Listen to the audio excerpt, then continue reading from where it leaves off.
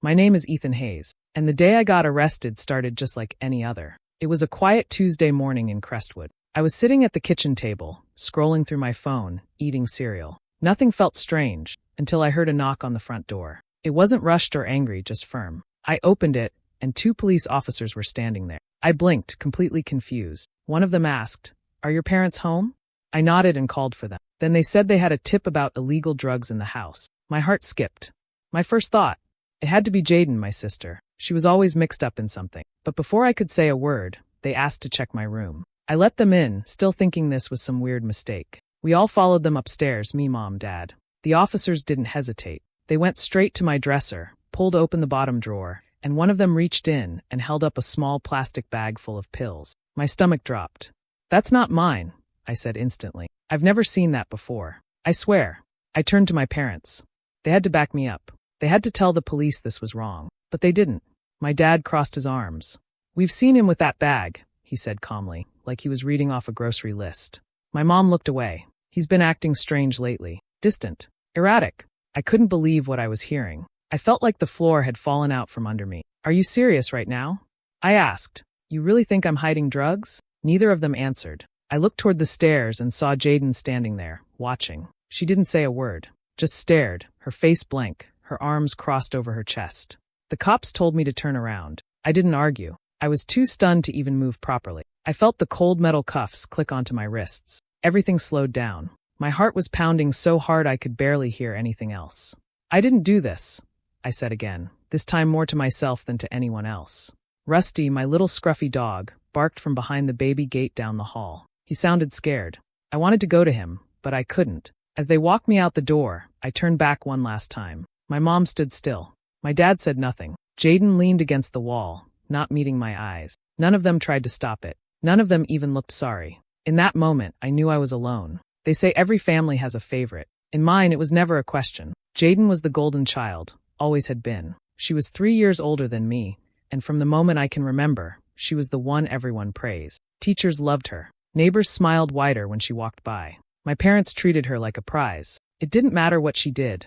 She always found a way to shine, even when she wasn't really trying. I remember being a kid and hearing Mom brag to her friends on the phone about how mature Jaden was for her age, how she barely had to be told anything twice. Dad would show off her report cards like trophies, even if they weren't perfect. "She's got that spark," he'd say with pride. I wanted to be that. I wanted to be seen, not just looked at. I thought if I followed the rules, if I worked hard, if I didn't cause trouble, maybe they'd notice me too. But they didn't. Not really. I wasn't bad. I got good grades. I stayed out of trouble. I was polite, careful, helpful. But in my house, quiet didn't mean good. It meant invisible. If I did something right, it was expected. If I messed up, it was a disappointment. Jaden could mess up 1,000 times and still be forgiven with a smile and she's just going through something. She had this way of being charming even when she was cold. People wanted to believe the best about her. I didn't have that power. The funny thing is, she's the one who wanted a dog. She begged and begged for one when she was around 14. She'd seen some movie with a girl and her loyal dog and became obsessed. She made a presentation about how responsible she was, promised she'd walk it every day, feed it, train it. I was 8 then, and even I knew it was fake. But my parents gave in. They always did with her. That's how Rusty came into our lives. A wiry little terrier mixed with nervous eyes and endless energy. At first, Jaden was all over him. She dressed him in sweaters, took selfies, even carried him around like a purse. But that lasted maybe a month. Then she got bored, said he was too much work, that he barked too much, that he smelled. And just like that, she dropped him, stopped walking him, ignored him. My parents didn't say much. They were busy, distracted, used to cleaning up after Jaden's mood. So I picked up the leash. I was 11 when I really became Rusty's person. I started waking up early to walk him before school. I fed him, brushed him, cleaned up when he got sick. I didn't mind. Actually, I loved it. Rusty was the only one in the house who was happy to see me no matter what. He didn't care if I said the wrong thing or didn't stand out. He followed me around like I mattered. When things got tense, when Jaden slammed doors or my parents gave me that disappointed look that said I was still not enough, I'd go sit with Rusty in my room. He'd curl up next to me, sometimes resting his head on my knee. It was the kind of quiet that didn't feel empty. He became my safe place, my best friend, my shadow. Looking back, maybe that's why losing him was the first thing I thought about when the cops took me away. Not my freedom, not school, not even my own future. Just Rusty, alone in that house, wondering where I'd gone. The holding cell was cold. Not freezing, but the kind of cold that settles under your skin and doesn't leave. I sat on the bench, arms crossed, back against the wall, staring at nothing. Time moved weirdly in there, slow, but not in a way you could keep track of. Minutes didn't feel like minutes. They felt like a fog swallowing me whole. My hands still smelled like the metal from the cuffs. My brain kept looping back to that moment. The drawer opening, the bag of pills, my parents turning their backs without flinching. I kept thinking maybe this was a dream. A bad one. But the dull ache in my wrists and the concrete under me told me it was real. I didn't cry. I felt too empty to cry. But I couldn't stop thinking about Rusty. I pictured him sitting by the baby gate, whining softly when I didn't come back through the door. I imagined him pacing, ears down, tail low, thinking he'd done something wrong. He was the only one who would miss me in that house. And now he was probably locked away in some animal shelter, scared and alone, or worse. Maybe they'd already decided he was too much trouble. Just like Jaden did. My chest tightened. I gripped the edge of the bench to keep myself from breaking. Then a thought floated in, so soft I almost missed it. Grandpa. Arthur Vance.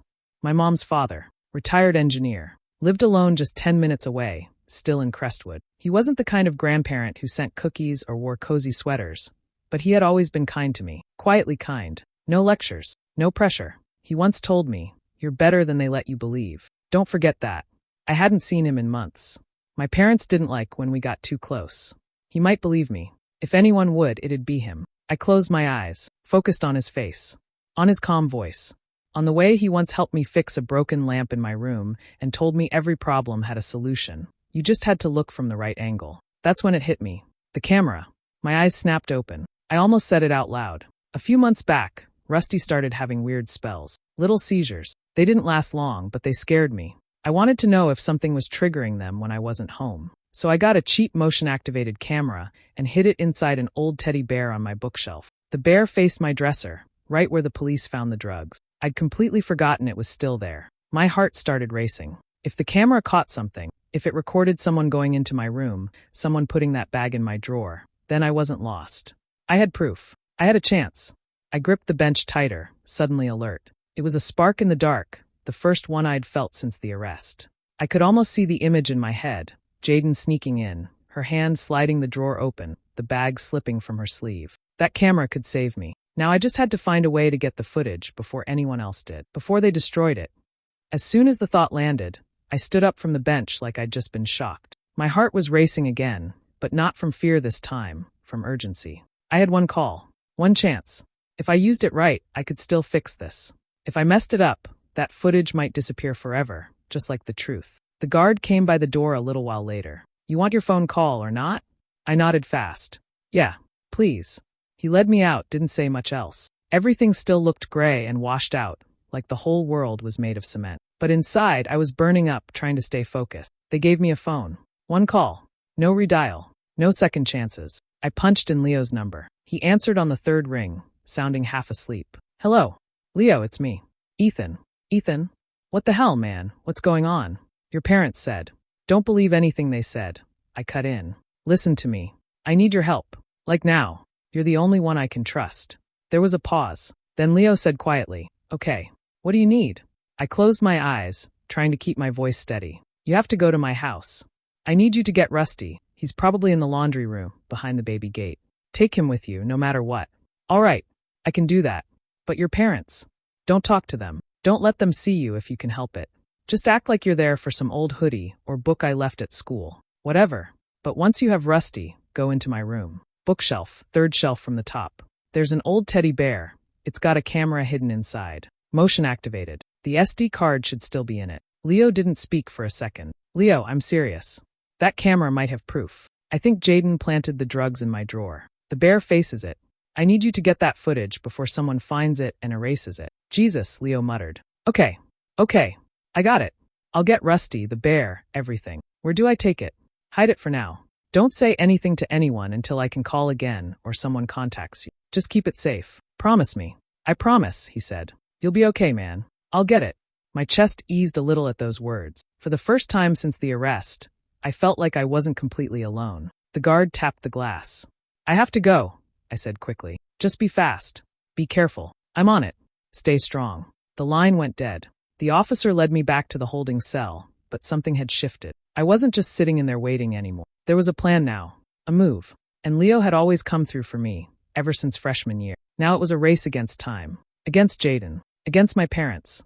I sat back down on the bench, heart still pounding, but this time from adrenaline. I didn't know what the footage would show, not for sure, but I knew one thing. If it caught even 1 second of the truth, then I had something they couldn't ignore. I didn't expect warmth, but I didn't expect it to feel like talking to strangers. They called me out for visitation that afternoon. The room was plain, plastic chairs, scratched-up table, glass between booths for the people who weren't trusted enough to sit face to face. I wasn't behind the glass, but I was starting to think maybe I should have been. The way my parents looked at me, like I was a problem to be managed, not a son they came to see. Mom walked in first, wearing a beige coat she probably wore to the grocery store. Dad followed, checking his watch like he had a meeting after this.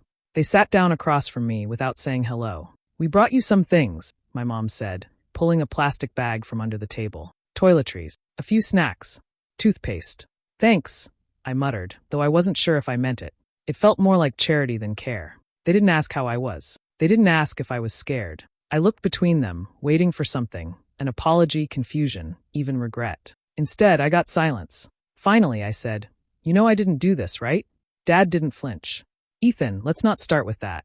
I'm serious. Jaden planted the drugs in my room." Mom sighed like I'd just told her the earth was flat. "You've always had an active imagination," she said. "This isn't the time to make up stories." "I'm not making it up." I leaned forward. "I have a hidden camera in my room. In the teddy bear on my shelf. It might have caught everything." They looked at each other briefly, then back at me. "You put a camera in your own room?" Dad asked, tone suddenly sharp. "It was for Rusty. He was having seizures. I was monitoring him when I wasn't home." Mom pursed her lips. "We had no idea you were doing things like that. It's concerning." I couldn't believe it. I came here begging for help, and all they could do was treat me like I'd caused a scandal. "I'm telling you the truth. Jaden did this. She. We're not going to drag your sister into this mess," Dad interrupted. "You mean the mess she made?" "Ethan," Mom said quietly, "please. Don't make this harder than it is. It's already embarrassing. For all of us. Embarrassing. That's what I was to them." I sank back in my chair. "You don't care if I'm innocent. You just care if people talk." They didn't deny it. There was a long pause before Mom added, "We're also discussing what to do with Rusty. Without you at home, we might have to surrender him. Maybe even have him put down if he doesn't adjust." My breath caught. "You're kidding. He's aggressive without you. He barks constantly. Neighbors are already complaining. They were ready to get rid of him like he was a broken lamp. Like none of it mattered. Like I didn't matter." It hit me then, clear and cold. This wasn't about protecting me. This was about control. Image. Keeping the family's reputation clean, no matter the truth. No matter who got crushed under it. They stood to leave soon after, still refusing to meet my eyes. "Just try not to make things worse," Dad said on the way out. I sat there long after they were gone, staring at the door they walked through. Whatever hope I'd still had for their support vanished in that moment. I was on my own, and maybe I always had been. I wasn't expecting a hero. When they told me my court-appointed lawyer was here, I figured it would just be someone going through the motions, check a few boxes, keep me calm, make a deal. Nothing more. Then Liam Rossi walked in. He was probably in his early 30s, sharp suit, tired eyes, and a notepad already half-filled before he even said hello. He introduced himself, shook my hand, and sat across from me at the small meeting table in a concrete room that smelled like stale coffee and bleach. "All right, Ethan," he said. "Let's start with what you think happened. I've spoken with your parents. They've painted a picture I'd like to hear your version of." I raised an eyebrow. "A picture?" "They said you've been emotionally unstable, withdrawn, possibly involved with drugs for months. They mentioned finding pills before, that you're prone to lying when cornered." I leaned back in my chair, my stomach turning. "Of course they did." Liam tilted his head. "So tell me yours." I took a deep breath and laid it all out. I told him everything. How the police came straight to my room, how the pills appeared in the drawer I never used, how Jaden stood on the stairs like she was watching a performance, how my parents backed the lie without even blinking. "I know how it sounds," I said, watching his face, "but I didn't do it. I don't do drugs, and I didn't put that bag in my drawer." He nodded slowly but said nothing. Then I leaned forward, lowering my voice like someone might be listening even though we were alone. "There's a camera in my room." That made him pause. "I put it there months ago, hidden in a teddy bear. Rusty, my dog, was having seizures, and I wanted to keep an eye on him while I was gone. The camera faces my dresser. Now I had his attention. If Jaden planted that bag, the camera would have seen it." "Does anyone else know about the camera?" he asked quickly. "Just my best friend, Leo. I called him yesterday, told him to get the SD card out of the bear. I made him swear not to tell anyone." Liam started writing, fast and focused. "Okay, I need to talk to him. If the footage exists and is untouched, it could change everything. It does exist, I said. And if you watch it, you'll see the truth. He looked at me, really looked at me for the first time. If that footage is real, Ethan, then you've just handed me something most people in your situation never get, a real shot. He left soon after, promising to find Leo and confirm everything. Hours passed. I tried not to think too hard, tried not to hope too much.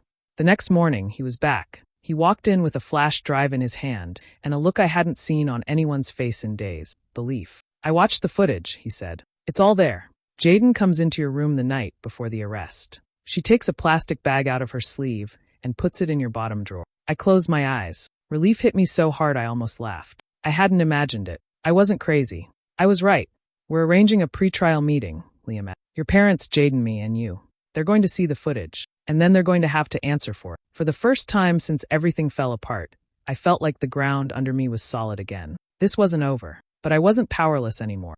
The room was colder than I expected. Bland walls, cheap chairs, a humming overhead light that made everything look more washed out than it already was. A long table stretched down the center, with just enough space between us to remind me that no one in this room was really on my side, except Liam. He sat beside me, calm and collected, a small laptop in front of him. Across from us were my parents, perfectly dressed like they were heading to brunch instead of a confrontation. My dad sat rigid, hands folded. My mom's face was unreadable, but she wouldn't look at me. Then Jaden walked in, wearing her usual smug mask of control. She sat down like this was a minor inconvenience.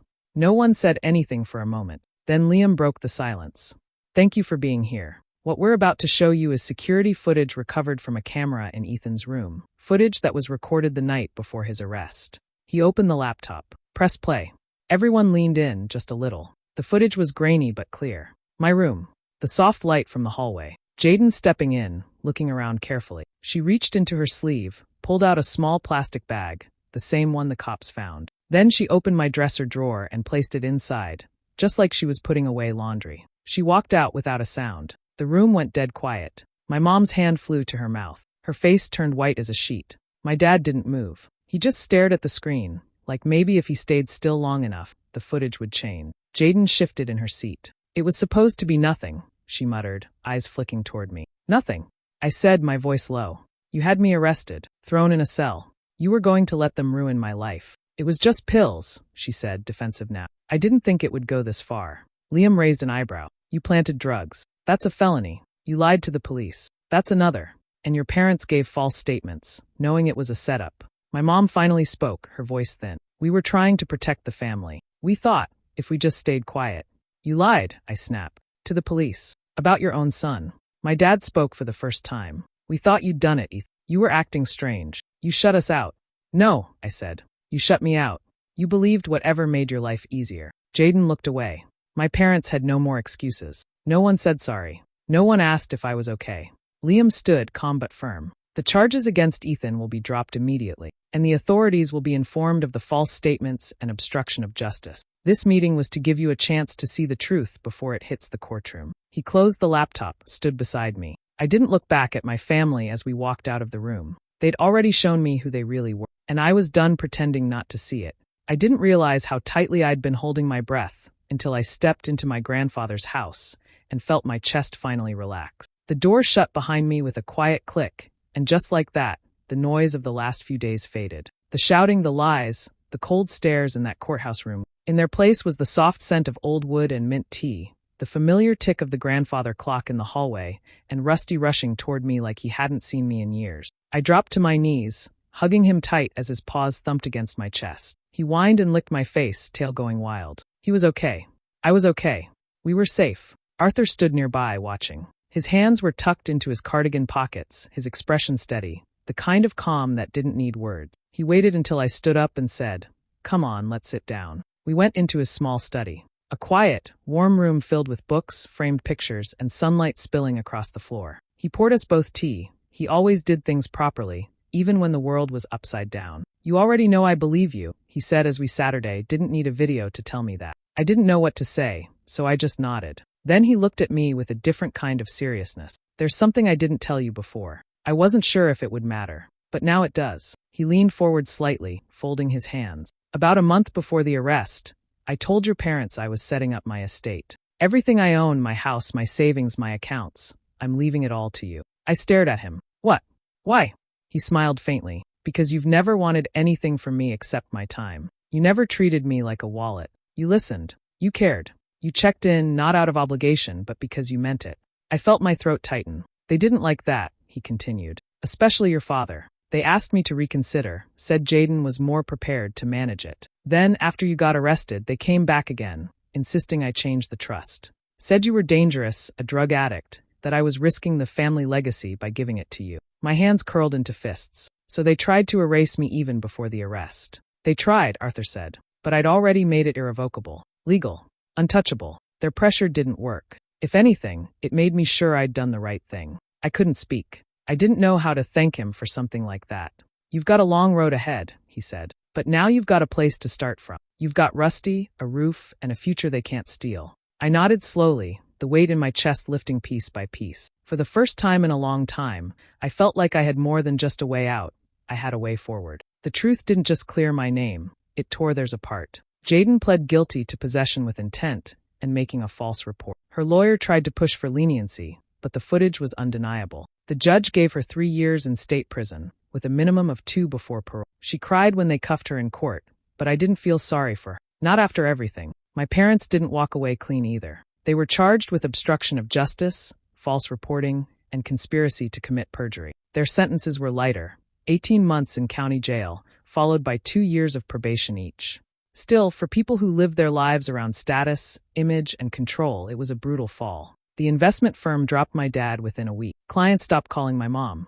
Their names vanished from party lists and social invites. The mask cracked, and behind it, there wasn't much left holding them together. I heard they're barely speaking now, but I know it wasn't guilt that broke them. It wasn't even what they did to me, it was what they did to each other. The moment the truth came out, they started pointing fingers, making deals, trading silence for smaller charges. Their loyalty was only ever skin deep. Once it was tested, they turned on each other like strangers. And that's what made it so clear. I wasn't the broken one in the family. I'd spent years thinking maybe it was me. Maybe I didn't try hard enough, love right, act the way they want. But the truth was simpler. They were never built to care about someone they couldn't use. Now they're stuck with the consequences. And I'm free. Life didn't magically fix itself, but it started to make sense. I live with Arthur now. His house is quiet, steady, like a place that's never in a rush to prove anything. Rusty sleeps at the foot of my bed every night. I'm taking online classes at Crestwood Community College, working toward a degree in criminal justice. Funny how getting framed made me want to understand the system that almost swallowed me. The days are simple. I walk Rusty, help Arthur around the house, study, sleep. It's not perfect, but it's mine. A few weeks ago, a letter came from prison. From Jaden. I haven't opened it. Maybe I will one day, maybe not. My parents haven't reached out at all. Not a word. And I'm okay with that. I used to think healing meant reconciliation. Now I know sometimes it just means letting go. Not because you've made peace with what they did, but because carrying it with you hurts more than leaving it behind. I'm not angry every day anymore. I'm not numb either. I'm learning how to be okay. And that's a start. If you're someone who's ever been betrayed, pushed aside, or made to feel invisible by the people who were supposed to protect you, I want you to know something. You're not broken. You're not the problem. And you're definitely not alone. Survival isn't about hiding. It's about standing in your own skin, knowing what you're worth, even if they never saw it. I'm Ethan. I'm still here. And this time, I'm not going anywhere.